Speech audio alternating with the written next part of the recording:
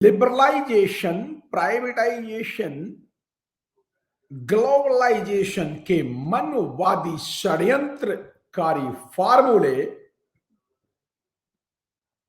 जो मनवादी कांग्रेस और बीजेपी पार्टियों ने भारत में एससी एसटी ओबीसी की नौकरियों को छीनने के लिए लागू किए, तो है कोई भारत की ऐसी पार्टी जो वापस संविधान का शासन ला सके और छीने हुए रोजगारों को वापस कर सके। साथियों, विषय बड़ा गंभीर है, चर्चा के लिए इसलिए रखा गया है कि सभी आजकल राजनीतिक चुनाव का माहौल है और चुनाव में सभी पार्टियां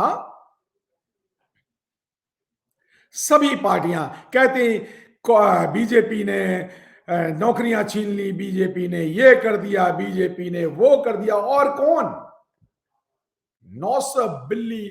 9 से चूहे खा करके हज को चलने वाली बिल्ली कांग्रेस पार्टी, जिसने सब कुछ सारी नौकरियां खा ली। मंडल कमीशन के बाद जितना भारी नुकसान इस देश के 85% बहुजनों को कांग्रेस पार्टी ने पहुंचाया है, इतना किसी पार्टी ने नहीं पहुंचाया। नरसिम्हा राव से शुरू हुआ लिबरलाइजेशन, प्राइवेटाइजेशन, ग्लोबलाइजेशन का ये दौर, जिसमें सरकारी विभागों को बेचने का काम नरसिम्हा राव नाम के एक मनवादी ब्राह्मण, कांग्रेसी ब्राह्मण ने शुरू किया और उसको मनमोहन सरकार ने लागू किया। कांग्रेस की सरकार ने सारे बेचने का, देश को बेचने का काम तो कांग्रेस ने शुरू किया। हां, बीजेपी उसको तेजी से बेच रही है। ये कहते हैं इन्होंने देश बेच दिया, तेल बेच दिया, ये बेच दिया, ये अब ये 9 से चूहे खा करके हज को चलने वाली बिल्ली कांग्रेस, जिसको मान्यवर काशीराम साहब इसलिए कहते थे कि ये सांपनाथ और नागनाथ है। बीजेपी और कांग्रेस को स्पष्ट कहते थे कि ये सांपनाथ है, नागनाथ है। दोनों मनवादी पार्टियां हैं। इन दोनों ने बहुजनों की अधिकार छीने हैं। तो 85% बहुजनों को क्या करना चाहिए? रोने से कुछ नहीं होने वाला। आरक्षण तो छीन लिया, आरएसएस ने मंदिर बनाने का आंदोलन छेड़ा, मस्जिद ढहाई, और किस तरह से भावनाओं का उभार हिंदुत्व के नाम पर इस देश के गरीबों को लूट लिया, ओबीसी को लूट लिया। कांग्रेस और बीजेपी ने आज तक बैकवर्ड्स की जनगणना नहीं कराई। भेड़ों की, बकरियों की गणना, पशुओं की गणना इस देश में होती है, सुअरों की, गधों की गणना होती है। इन्होंने आदमी, एससी एसटी की गणना तो होती है, शुरू से ही हो रही है, लेकिन ओबीसी के 52 से 60% जो बैकवर्ड जातियां हैं, जिनका काका कालेलकर कमीशन का आयोग जिन्होंने लागू नहीं कर दिया कांग्रेस ने, मंडल कमीशन आयोग लागू होने के बाद में जो नौकरियां मिलना शुरू हुई, तो फिर आरक्षण मिलना शुरू हुआ, तो इन्होंने बाबरी मस्जिद ढहा करके राम की लाइन में लगा दिया इन्होंने बैकवर्ड्स को। और फिर नरसिम्हा राव नाम के कांग्रेसी ब्राह्मण ने, प्रधानमंत्री ने नौकरियां छीनने का कार्यक्रम लिबरलाइजेशन, प्राइवेटाइजेशन और ग्लोबलाइजेशन से किया। बैकवर्ड को समझ में नहीं आ रहा क्या करें, राम राम राम जप रहे। अरे राम राम जपने से तुम्हारा क्या भला? अरे मुक्ति का मार्ग खोजना है। आज बाबा साहब अम्बेडकर का महापरिनिर्वाण दिवस है। अगर तुम्हें मुक्ति चाहिए तो पढ़ो ना बाबा साहब अम्बेडकर की किताब। मुक्ति कौन पथ है, मुक्ति किस मार्ग से, आपको मुक्ति का मार्ग मिल जाएगा। लेकिन बैकवर्ड ने तो वो बाबा साहब अम्बेडकर को तो माना ही नहीं। उत्तर भारत में ओबीसी पार्टियों ने बाबा साहब अम्बेडकर को जाना ही नहीं, माना ही नहीं। और मान्यवर, चलो बाबा साहब को नहीं मानते, ललन सिंह यादव को नहीं माना, राम स्वरूप वर्मा जी को नहीं माना, बहुत सारे बहुजन लीडर्स थे, उनकी बात नहीं मानी, क्योंकि वो बहुजन समाज निर्माण की बात करते थे, वो अधिकारों की बात करते थे। मान्यवर राम स्वरूप वर्मा जी, मान्यवर ललन सिंह यादव जी को मान लेते ओबीसी के लोग। उनको ऐसा लगता था कि बाबा साहब तो भाई महारों के हैं, कुछ लोग कहते हैं चमारों के हैं। तो जाटव नाम की जाति, चमार लोगों ने, उत्तर प्रदेश के चमारों ने, महा जाटवों ने बाबा साहब को जाना, तो वो पढ़ लिख करके आईएएस,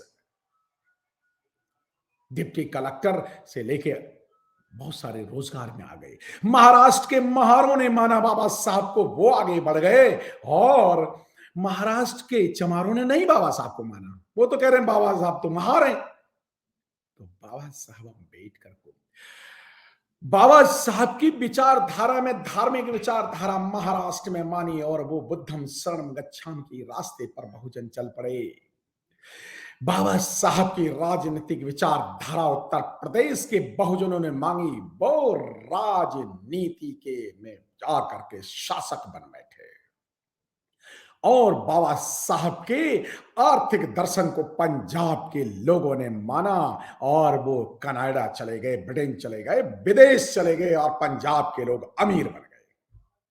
लेकिन बाबा साहब को और बचे बचाए लोगों ने बाबा साहब का आरक्षण ले लिया, आरक्षण ले लिया, लेकिन बाबा साहब की 22 प्रतिज्ञा नहीं मानी। बाबा साहब का जाओ घरों की दीवारों पे लिख दो, हम इस देश के शासक हैं।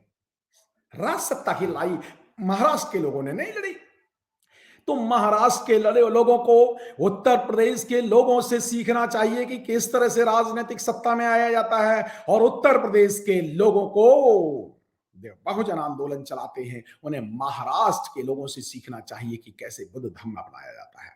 और उत्तर प्रदेश और महाराष्ट्र के लोगों को पंजाब के लोगों से सीखना चाहिए कि किस तरह से अमीर बना जाता है। बाबा साहब को टुकड़े टुकड़े टुकड़ों में अपनाते हो आप लोग, इसी कैसे बनेगा प्रबुद्ध भारत। और मनवादी पार्टियों ने बाबा साहब के आंदोलन को छिन्न भिन्न करने के लिए जानबूझ करके 6 दिसंबर चुनाव और बाबरी मस्जिद ढाई। इन्होंने बाबा साहब और बुद्ध के दिनों को किस तरह से ये मिसयूज करते हैं। 26 नवंबर को पता चल कांड हुआ था, पता है 26/11 का कांड है, उस पर चर्चा नहीं करनी, लेकिन वो संविधान दिवस के दिन ही कांड हुआ था। ये हादसे उन्हीं दिन बहुजन विचारधारा के दिन ही क्यों होते हैं इस देश में? ये षड्यंत्र हैं, समझने की जरूरत है। बाबरी मस्जिद को ढाना एक षड्यंत्र था, और बाबरी मस्जिद के ढहाने वाले लोग, सारे लोग घूम रहे हैं, जिन्होंने संविधान के धज्जियां उड़ाने वाले लोग ढूंढ रहे हैं। और आजकल वो संविधान परिवर्तन की बात करने लगे। जब मंडल कमीशन लग गया तो इन्हें लगा कि अब तो बहुजनों को देना पड़ेगा 27%। वो 27% आरक्षण ना देने के लिए ना तो ये जाति जनगणना कराते हैं, और लिबरलाइजेशन, प्राइवेटाइजेशन करके कांग्रेस ने और बीजेपी ने सारे सरकारी डिपार्टमेंट बेच दिए, रेल बेच दिया, तेल बेच दिया, ओएनजीसी से लेकर के बिजली बोर्ड से लेकर के सब बेच दिया इन्होंने, देश बेच दिया। और कहते हैं हम साहब देश के, अरे साहब हम तो भाई देश के सबसे बड़े साहब भारत के, अरे साहब हम ही तो राष्ट्रवादी हैं। ये नकली राष्ट्रवादियों ने देश को बुरी तरह से बेचा। देश में कैसे हिंदू मुस्लिम करके दंगे करवाए, भावनाएं भड़काई।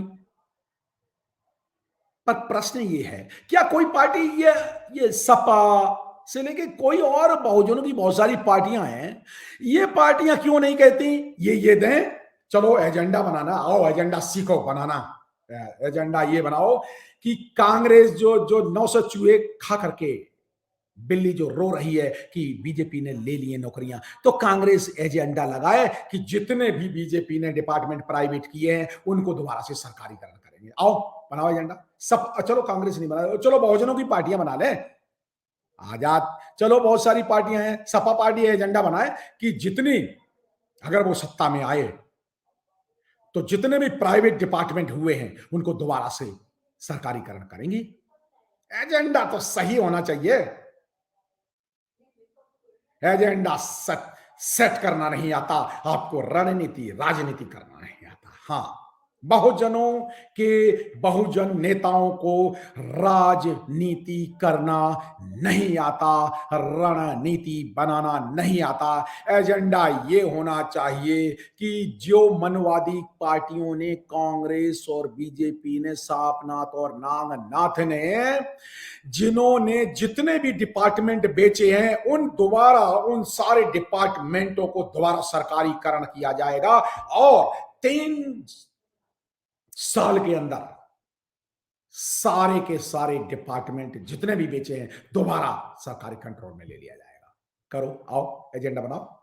नहीं, तुम तो घड़ियाली आंसू आओगे, हिंदू मुस्लिम के नाम पे वोट मांगते। अरे एजेंडा तो सेट करो, जय भीम करो। जय भीम से क्या होता है? कोई पार्टी भारत में नहीं है, कोई पार्टी, अब मुझे बड़ा आश्चर्य आता है, ओबीसी की एक भी पार्टी नहीं है। 350 पार्टियां हैं ओबीसी जातियों की, एक भी पार्टी, मैं चैलेंज देता हूं सारी पार्टियों को कि कोई पार्टी ये बनाए अपना एजेंडा नंबर 1 कि जितने भी बीजेपी और कांग्रेस ने जितने भी सरकारी उपक्रम बेचे हैं, इनका दोबारा से राष्ट्रीयकरण होगा। कांग्रेस तो बड़ा चिल्ला रहे हैं, ये कह रही वो आकर के प्रियंका गांधी उत्तर प्रदेश कहना महिलाओं को देंगे प्रतिनिधित्व। क्यों? तुम्हारी पंजाब में सरकार दे दो ना 50% प्रतिनिधित्व, तुम्हारी राजस्थान में सरकार है वहां दे दो ना प्रतिनिधित्व। तुमने भी तो बेचे, बीएसएनएल तुमने बेचा, दिल्ली विद्युत बोर्ड तुमने बेचा। बेचने वाली पार्टी, देश को बेचने, देश के तीन टुकड़े करने वाली पार्टी का नाम है कांग्रेस पार्टी, जिसने भारत के पहले हिंदू मुस्लिम दंगे फैलाए और एक सिर्फ जवाहरलाल नेहरू को प्रधानमंत्री बनाने के लिए उसने देश के 2 टुकड़े कर दिए। तो देश को तोड़ने वाली पार्टी है मनवादी पार्टियां। आओ एजेंडा सेट करते हैं। हाँ, एक पार्टी है बहुजनों की, एक ही पार्टी है बहुजन समाज पार्टी, एक राष्ट्रीय पार्टी है। उसका एजेंडा बिल्कुल क्लियर कट और सेट है कि हम संविधान को लागू करेंगे। और संविधान में क्या लिखा है? अधिकारों को, भारत के 135 करोड़ लोगों के अधिकारों को लागू करना। मनवादी पार्टियों ने अधिकार छीने हैं। अभी 2 दिन पहले, 1 दिन पहले ही राज्यसभा में अभी इन्होंने एक बिल लाया। बिल कितने षड्यंत्रकारी, कितने इन्होंने एकदम कैसे एक माचिस की तीली फेंकी है राज्यसभा में कल कि ये तो बाबा साहब अंबेडकर ने जो संविधान बनाया वो तो एससीओ के लिए बनाया था, कुछ लोगों के लिए बनाया, देश के लिए नहीं बनाया, इसलिए इसको इसमें चेंज किया जाए। बाबा साहब अंबेडकर ने संविधान भारत के लिए बनाया था और